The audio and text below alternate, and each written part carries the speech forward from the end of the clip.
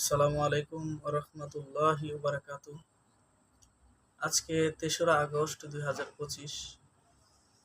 2020 সালের আজকের এই দিনটা ছিল আমার জীবনের একটা নতুন অধ্যায়ের সূচনা।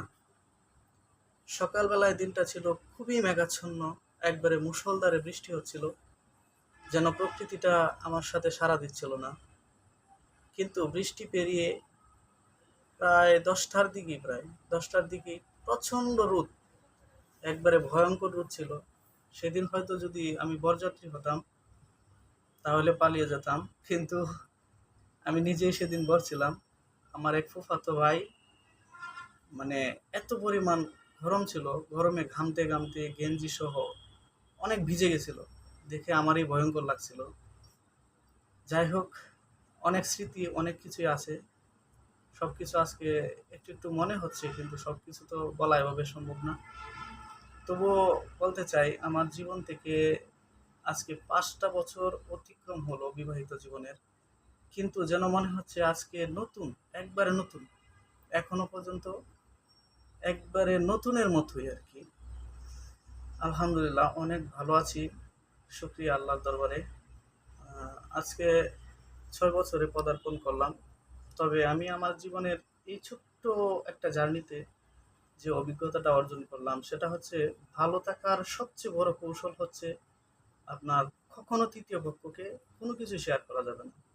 আপনার সাংসারিক জীবনে অনেক কিছু আছে, করতে পারে, ছোটখাটো ঝগড়া ঝামেলা ভুল ত্রুটি হতেই পারে, কিন্তু এটা ধরেন আপনার মা, বাবা, ভাই, অথবা শ্বশুর শাশুড়ি, অথবা আপনার সবচেয়ে কাছের যে বন্ধু, যার কাছে অনায়াসে আপনি নির্দ্বিধায় সবকিছু শেয়ার করতে পারেন, তার কাছেও আপনি আপনার জীবনের ব্যক্তিত্বটা কখনো বলবেন না, সিক্রেট রাখার চেষ্টা করবেন। এটাই হচ্ছে ভালো থাকার সবচেয়ে বড় কৌশল। আরেকটা যে কৌশল সেটা হলো, ধরেন আমি ভালো নেই, দুঃখে আছি, কিন্তু এই বিষয়টা পাবলিশ কখনোই করা যাবে না। আমি সুখে আছি, এটাই অনেক ভালো, বেটার। আর এটা আপনার জীবনের জন্য একটা সুখের একটা পরম অনুপ্রেরণা, একটা, কি বলবো আর, এটা খুবই অনুপ্রেরণা। এটা না বলাটা সবচেয়ে বেটার, নিজের মাঝে গচ্ছিত রাখা উচিত।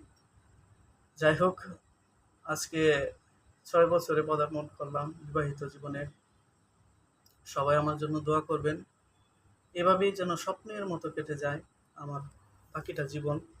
আর যদি সম্ভব হয়, যারা বিয়ে করেছেন তারা স্বামী স্ত্রী এক প্লেটে খাওয়ার চেষ্টা করবে। যদিও প্রথম প্রথম অনেকে এটা মাইন্ডেবল বা অনেকভাবে নিবে, কিন্তু এক সময় দেখা যাবে যে এটা মানে সবাই মানতে শিখে গেছে। আর এটা আপনার জীবনের জন্য লাভজনক হবে এটাই, যে ছোটোখাটো যদি কোনো ধরনের মান অভিমান হয়, এগুলা কখনোই থাকবে না, কারণ একজন আরেকজনকে ছাড়া কখনোই খাইতে পারবে না।